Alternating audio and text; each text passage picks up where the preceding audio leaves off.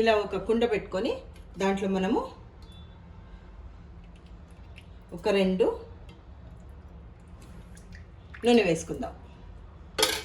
ఒక 5 టమాటాస్ తీసుకొని గ్రైండ్ చేసి పెట్టుకోవాలి. ఫస్ట్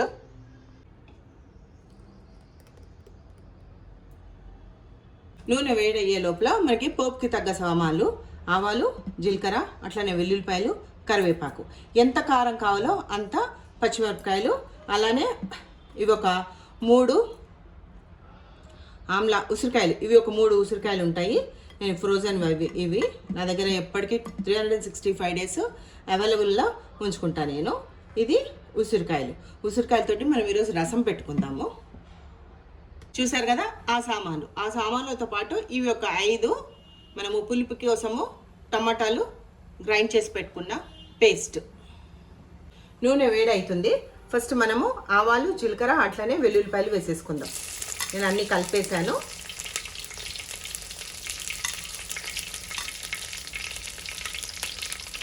మంచిగా చిటపట్లాడుతున్నాయి. ఇప్పుడు మనము పచ్చిమిరపకాయలు, ఎండుమిరపకాయలు కూడా వేసుకోవచ్చు. నా దగ్గర పచ్చిమిరపకాయలు ఉన్నాయి కాబట్టి పచ్చిమిరపకాయలు వేసాను. ఇవే మంచిగా టేస్ట్తో ఉంటాయి. అలానే ఈ పచ్చిమిరపకాయలు, కరివేపాకు వేసేసుకుందాం. ఇవి తర్వాత వేద్దాము. ఒక 2 మినిట్స్ కొంచెం ఇది మంచిగా వేగి మంచి అరోమా రావాలి. మనకి కమ్మటి వాసన ఆల్రెడీ స్టార్ట్ అయిందండి, వస్తుంది. వేరే ముక్కలు వేసే ముందే మనం దీంట్లోకి ఒక 1/4 స్పూన్ పసుపు వేసుకుందాం.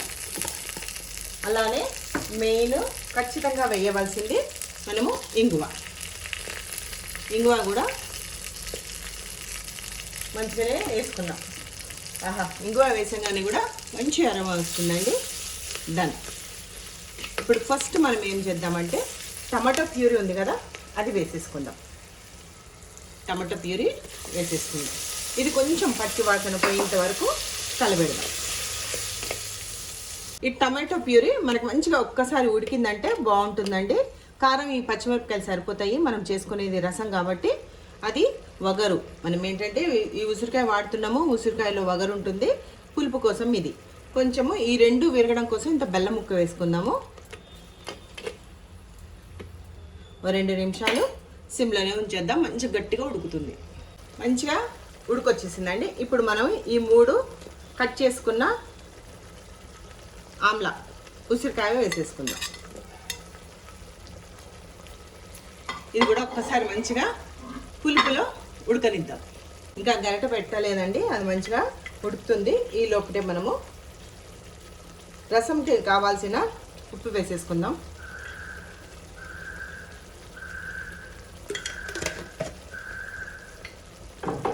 మంచి అరోమా ఇస్తుందండి. ఇది ఒక్కసారి కలియబెట్టేసుకుందాం.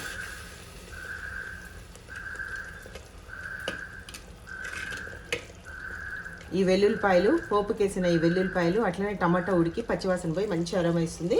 అట్లనే మనము ఉసిరికాయలు కూడా వేసేసాం. మనము మంచిగా తెల్ల కాగనిద్దాము. ఈ టమాటా వాటర్ పోసిన తర్వాత మిక్సీ జార్లో కొంచెం నీళ్లు పోసుకొని ఒక్కసారి మిక్సీ కడిగినట్లు చేసి ఆ నీళ్లు కూడా పోసేసుకుందాం. కొంచెం తెరలడం స్టార్ట్ అయింది కదా, చూసారు కదా, తెరలడం స్టార్ట్ అయింది. దీంట్లో కొంచెము మనము పెప్పర్ పౌడర్, మిరియాల పౌడర్ వేసుకుందాము. అలానే కొంచెం జీలకర్ర మెంతులు పౌడర్ వేసుకుందాము. జీలకర్ర మెంతులు కొంచెం అరోమా కోసము మంచి అరోమా ఇస్తుంది జీలకర్ర మెంతుల పౌడరు మనకి రసంలో. వీటిని అన్నిటిని బ్యాలెన్స్ చేయడానికి చిన్న బెల్లం ముక్క వేసేద్దాం. ఇది ఏమంటారు, తెరల కాగాలి, బాగా కాగాలి. మంచి అరోమా ఇచ్చేంత వరకు దాన్ని మనం మూత వేసుకొని మంచిగా కాగనిద్దాం. చూసారు కదా, బాగా కాగుతుంది. ఈ విధంగానే కాగాలి. దీంట్లో ఉండేదంతా మనకి రసంలోకి దిగిపోవాలి కాబట్టి బాగా కాగనివ్వాలి. ఒక 5 నిమిషాల వరకు మనం దీన్ని మూత పెట్టేసి ఇట్లనే వదిలేద్దాం. కరెక్ట్గా 5 నిమిషాలు చూసుకొని వచ్చి బంద్ చేద్దాం. మంచిగా ఒక 5 నిమిషాలు అయిందండి.